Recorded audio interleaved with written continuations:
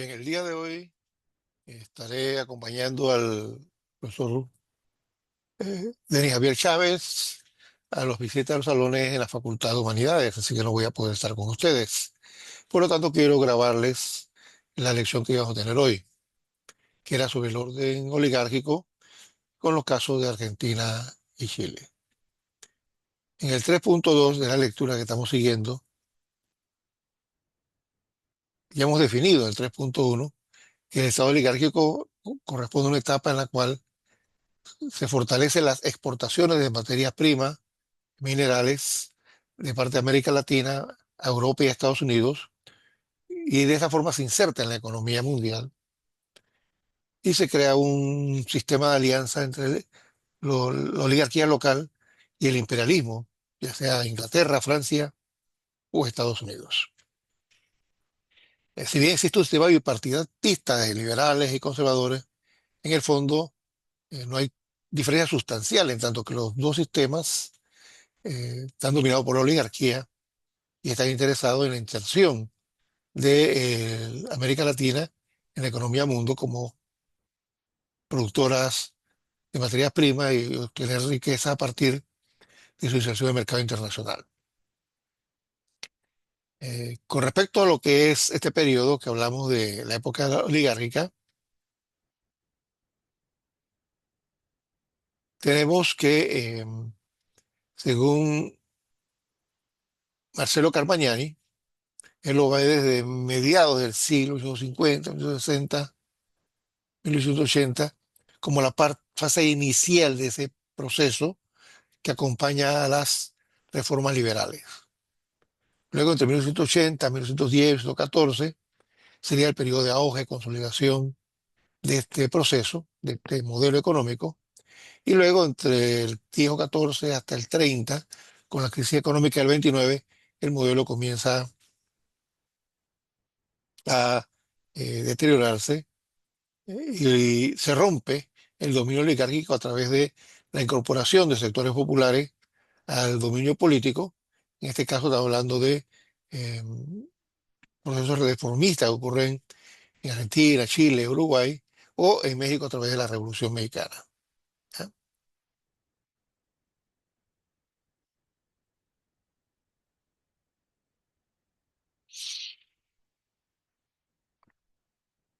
Hay varias definiciones sobre lo que es la oligarquía y para algunos consiste, pues, cuando que la oligarquía se consolida como clase dominante y por sí sola comienza a controlar.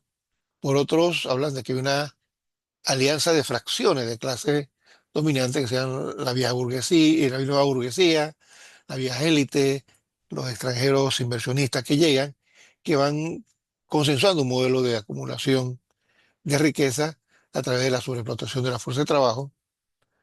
Y luego tenemos aquellos que consideran que la característica es que son grupos cerrados de familia, porque al fin y al cabo eso es lo que indica la definición de oligarquía. Los autores, acá Sartabanera y otros, nos dicen aquí, nosotros preferimos entender que la oligarquía formaba un colectivo que se autodefinía en primer lugar por la riqueza. ¿Ya? Es lo primero, grupo de familias ricas. Hay algunos son ricos nuevos, que no tenían tradición, son recién llegados o han ido acumulando, aprovechando las oportunidades que da el modelo de agroexportación. En segundo lugar, lo que caracteriza es un estilo que buscaba fundamentalmente imitar a la grande burguesía europea. Entonces estamos pensando en los procesos de modernización urbana de Buenos Aires, de Argentina, eh, Valparaíso o Santiago de Chile, donde las ciudades comienzan a tomar forma siguiendo el modelo francés. Aquí igualmente uno puede pensar en la reestructuración que tiene la capital mexicana hacia 1890 y también se comienza a imitar otros gustos entre la moda francesa o la moda inglesa, ¿no? Y finalmente por un acceso privilegiado al poder. Es decir, este grupo económicamente importante que está aprovechando la coyuntura ha creado un sistema político excluyente de forma tal que ellos tengan acceso y control del poder político. Eso implica que las ideas conservadoras siguen sobreviviendo en cuanto a lo que debe ser el orden social, el papel de la iglesia, pero no con poder económico, sino como el moderador y mediador de la iglesia, y la ideología liberal, en tanto que es el libre comercio el que favorece o fomenta este modelo económico.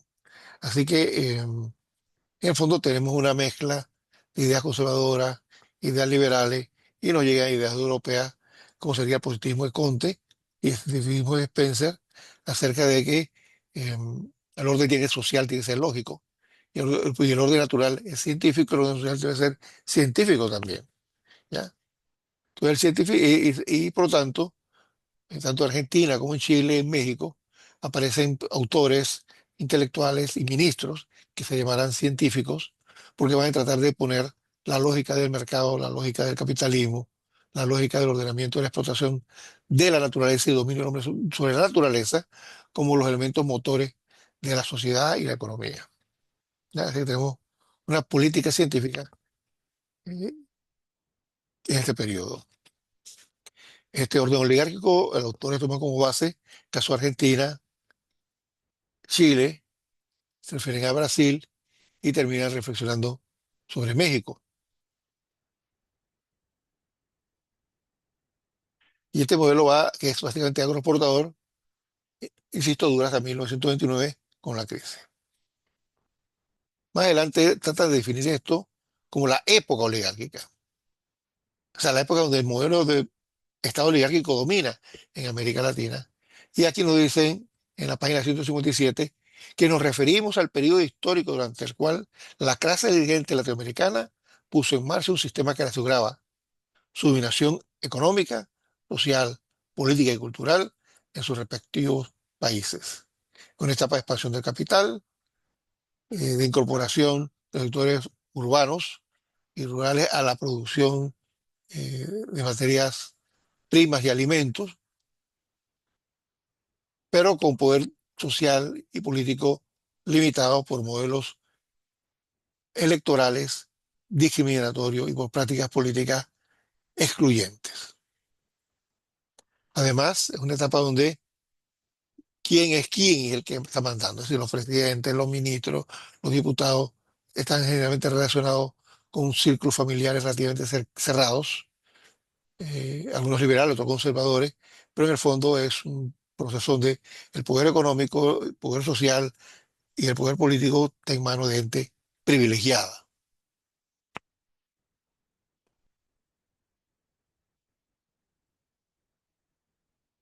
Entonces, el Estado, o sea, la organización política de la nación, en su forma de oligarquía, aparece ante las élites como la única instancia capaz de movilizar recursos, las condiciones que permitan superar el periodo anterior marcado por el desorden y el atraso. Entonces, el Estado se convierte poco a poco en la principal fuerza productiva, la principal fuerza que controla el mercado, que controla la economía.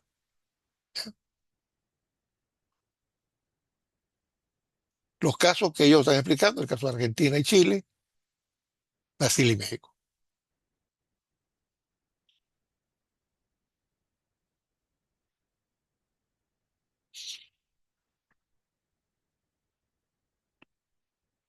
En el caso de Argentina, que tendríamos comenzando con los gobiernos de Julio Roca, este modelo llegaría a Argentina hasta el gobierno de Hipólito Yrigoyen, que comienza a hacer reformas políticas en 1916, Arturo Alessandri en 1920 en Chile. Y lo que se trata en este momento era que el modelo político ha incorporado muchos inmigrantes europeos a la fuerza de trabajo y ellos con la experiencia política militante que tienen en Europa están reclamando acceso al modelo político, acceso a la participación política y acceso a ciertos derechos sociales que son comunes en Europa y que a América se le ha ido limitando.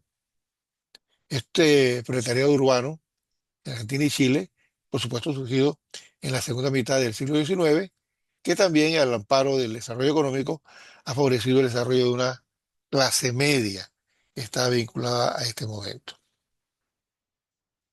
En el caso de Chile, ya desde muy temprano, realmente desde mediados de la década del 30 hasta el 60, tuvimos lo que se llamó el régimen portaliano, cuando Diego Portales eh, va articulando este modelo político entre el cual el poder se reparte entre la capital, Santiago, y la ciudad puerto, entrada de productos, mercancías y salida de materias primas y alimentos para la exportación por parte de Chile en el puerto de Valparaíso. Igualmente, él llega a una especie de un sistema electoral muy censatario, muy limitado, que permite el control para que se alternen liberales, conservadores, liberales, conservadores. Así que los resultados el político electoral están más o menos previstos, lo que cambia la figura que va a ser el presidente. En 1873 hay una crisis minera pues, por el agotamiento del guano, lo cual lleva a una crisis monetaria cuando se evalúa el peso, y luego una guerra civil corta en 1891, cuando trata de impulsar su modelo proteccionista versus el modelo de libre comercio que tiene Chile. Y, y esto se resuelve con la combinación, la alianza, entre la clase dominante tradicional con los representantes del capital extranjero, de los puertos, de los áreas mineras y de propio Santiago, que funda las bases de una rearticulación del modelo oligárquico. Para Ansaldi, esta oligarquía ejerce su poder a partir de tres principios. Uno, identifican los intereses generales con los particulares de esta clase o de una fracción. ¿Qué quiere decir con esto? Lo mejor para el país es lo mejor para mí. Los intereses particulares son los intereses generales. Si a mí me va bien, al país le va bien. Dos, el Estado y los recursos de este han de orientarse a beneficiar en beneficio privado de las actividades públicas. Es decir, las actividades que se han definido como motor de la economía tienen que concentrar el capital, tienen que concentrar la inversión. Y ocupa e instrumentaliza la política en beneficio suyo. Es el control realmente del proceso electoral, las listas electorales, la lista de candidatos, el propio proceso de votación, que es indirecto. Uno vota por candidatos a presidente, pero es el Senado el que lo elige. Entonces, hay un sistema indirecto de poder que permite ir consolidando el dominio de las oligarquías. Así que tenemos una democracia, entre comillas, oligárquica. Entonces, este modelo, él lo identifica, que va claro entre 1991 en 1920, es decir, desde la guerra civil hasta la elección de Alexandri, cuando comienza el proceso de transformación política y pasamos de ese bipartidismo a un multipartidismo eh, que va debilitando el poder oligárquico, pero es otra etapa.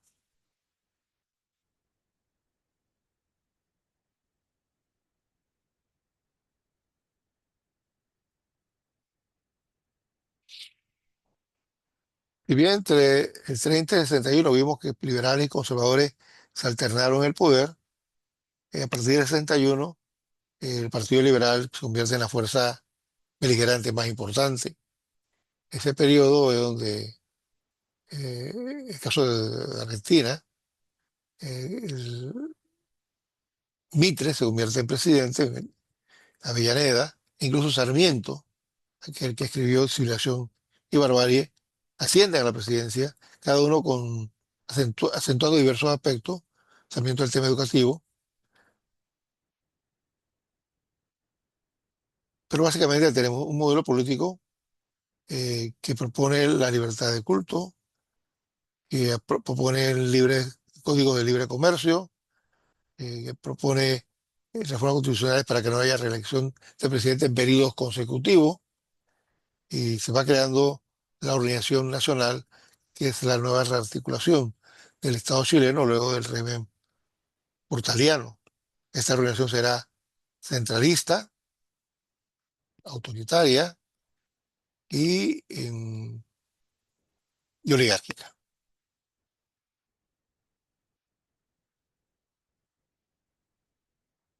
Este Estado argentino, que se consolida ya para 1880, se hace sobre la base de la manipulación del sistema electoral, de forma tal que eh, los candidatos tienen que pasar por un proceso muy complicado de tener recursos, saber leer y escribir, cumplir otros requisitos, y a partir de eso se concentran los candidatos entre el grupo oligárquico y luego la elección que pasa por la asamblea legislativa, así que la elección de presidente es indirecta. Entonces esto permite que uno vote por electores y los electores son los que votan por presidente, entonces ya ahí el sistema es más controlable. Eh,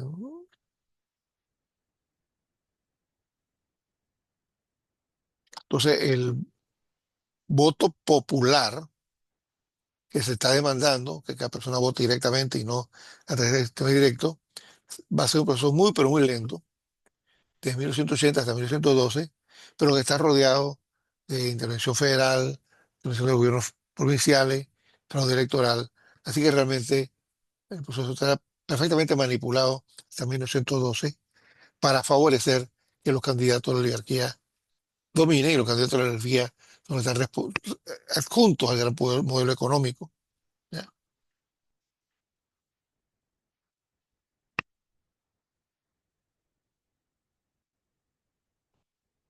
A pesar del intento de cambio, este modelo electoral de los 80 no valía sustancialmente. Los datos son sufragio universal masculino, no votan las mujeres. Sufragio voluntario, no es obligatorio votar. Y no secreto para la mayoría, o sea, que la gente sabe por qué está votando, con todo lo que implica esto. Y hay sistema de lista completo o plurinominal, o sea, tú votas por la lista electoral. No hay candidato individual, tú tienes que estar en la lista de un partido o del otro partido. Y los grandes capitales de los partidos son los que controlan quién está en la lista y quién. Y como ellos son los que al final cuentan los votos, deciden qué lista sale y quién quedó adentro y quién quedó afuera. La participación electoral era muy baja, del 10 al 20% de los ciudadanos hasta 1910, porque las listas electorales reducía mucho la posibilidad de quién podía votar, así como reducía quién podía ser candidato.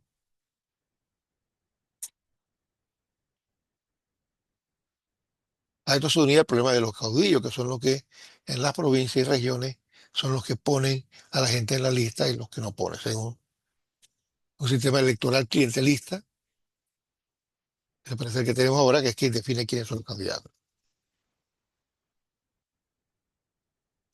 Entonces, el PAN, el Partido Autonomista Nacional, es el que de alguna forma viene controlando la vida política, definido por Julio Roca, que es su principal dirigente, y fue el que articuló este modelo de paz, tolerancia y administración, que va a durar hasta la década del 10. El autor habla del unicato para identificar el gobierno de Porras, de Roca, que va del 80 al 86, y su sucesor Miguel Juárez Selma, que va del 86 al 90, porque es una combinación, es una sucesión presidencial que se mantiene el mismo modelo.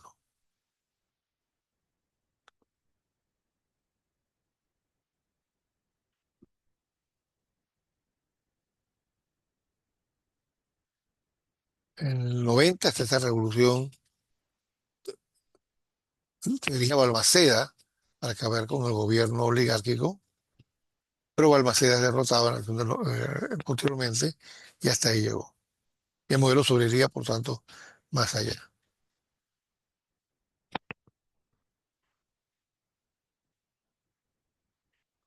El-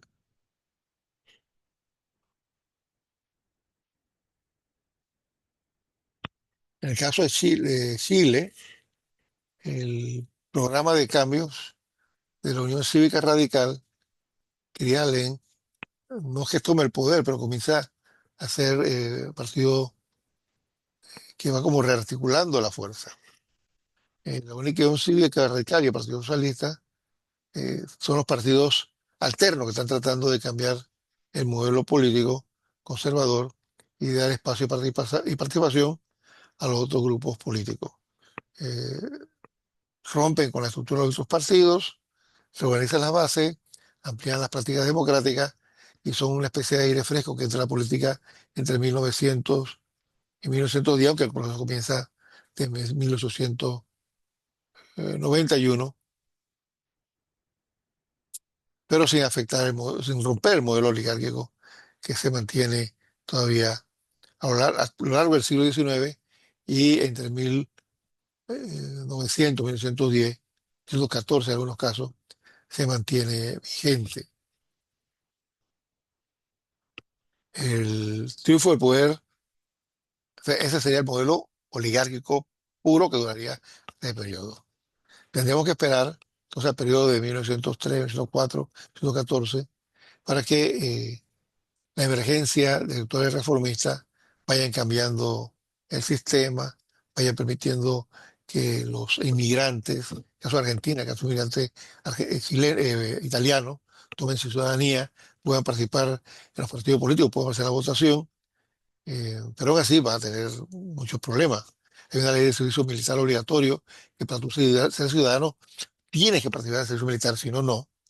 La ley de educación social o ley Sáenz Peña, que articula los elementos represivos con el modelo oligárquico y es lo que se enseña para que generar conformismo. Y frente a ello, pues, los intentos de articular proyectos políticos distintos, menciona la figura de Figueroa Corta y Sáenz Peña como los principales promueven una reforma y sería la ley Sáenz Peña, el 112, que establece aquí tenemos, el sufragio universal masculino y secreto por argentinos mayores de 18 años, inscritos en el padrón militar, con sistema plurinominal de listas, incompleta elección de diputados, senadores por la capital y electores presidente y vicepresidente de la República. Es decir, el modelo incorpora a estos inmigrantes que tienen ciertos tiempos y se nacionalizan, pero para poder ejercer el derecho como ciudadano, tienes que participar en el servicio militar por 2 años.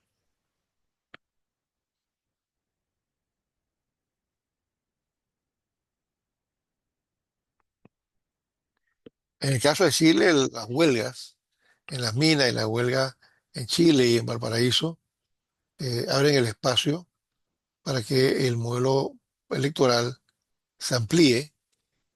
Para 1910, tanto Argentina como Chile están preparando el centenario de la independencia y una celebración oficial fastuosa, pero también entre los debates acerca de la independencia y la república estaban las quejas acerca de que era un sistema democrático excluyente y estas fuerzas están pidiendo un sistema democrático abierto, eh, parlamentario, democrático. eh, pero en ese momento tenemos una confrontación entre la fuerza oligárquica que intenta mantener el sistema excluyente y represivo y la fuerza integradora que intenta ampliar el sistema político y eso es lo más democrático. Aquí queda la figura de Alessandri en 1920, que logra la reforma de la Constitución en 1925 y un código de trabajo que reconocía los derechos de los obreros en 1931. El modelo político, pues, entra en crisis 14 y 15 en caso de Chile, pero esto no es una crisis, radica en una ruptura del modelo oligárquico y su ampliación. El otro elemento del modelo oligárquico, que es la producción de monocultivo, continúa. O sea, lo que está en discusión es el tema de la participación política por parte de los electores nuevos que se van inscribiendo. Dice el autor, si bien la contratación del universo electoral, la contracción del universo electoral puede ser entendida como una un planificado intento para limitar una evolución electoral potencialmente desbordable. Es evidente que la reforma electoral atacó el fraude e intentó purificar el registro electoral. El fin del registro electoral permanente, que hasta 1914 no sancionaba aquellas inscripciones falsas y viciadas, permitía hacer votar incluso a muertos, sin duda fue un procedimiento democratizador. Es decir, el padrón electoral era libre, cualquiera se inscribía, y los partidos tradicionales inscribían un montón de gente y nunca borraban a nadie. O sea, que si se había muerto, alguien ahí sacaba la cédula y iba a votar. Así que, por eso decía que la gente votaban hasta los muertos.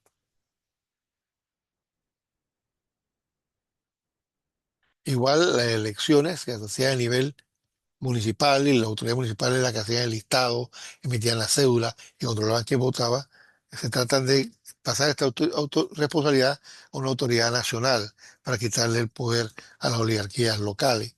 Esto se irá logrando paulatinamente, no solo inmediatamente el 14, se irá logrando realmente hacia el 20, pero ya la manipulación de las elecciones a través del listado, a través del mantener el listado a gente que ya había muerto, incluir el listado a gente que no vivía en la conscripción, sino purificarla, va cambiando. Y eso permite que en 1922 eh, se haya logrado eh, mejorar el tema electoral. Por supuesto, no se resuelven todas las crisis que había, pero el modelo económico, el modelo político tiene cambios sustanciales.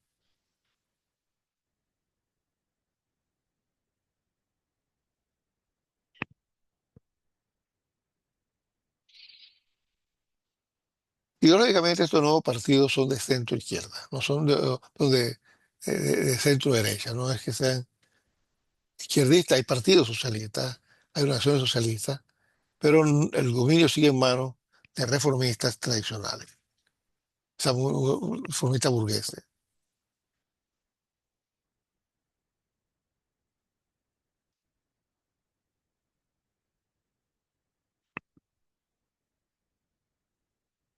Muy bien. El triunfo del modelo reformista, bueno, ahí básicamente vuelve a retomar el impacto de las leyes, le refiere al régimen post eh, Julio Roca, ¿eh? Perdón, se me movió la página, y el abandono de la república oligárquica autoritaria a un modelo oligárquico más abierto, tanto en Argentina como Chile, hacia 1920, eh, con Alexandre, Ordóñez, como figuras que van impulsando el modelo. Sobre el modelo de México oligárquico, lo vemos en la próxima clase.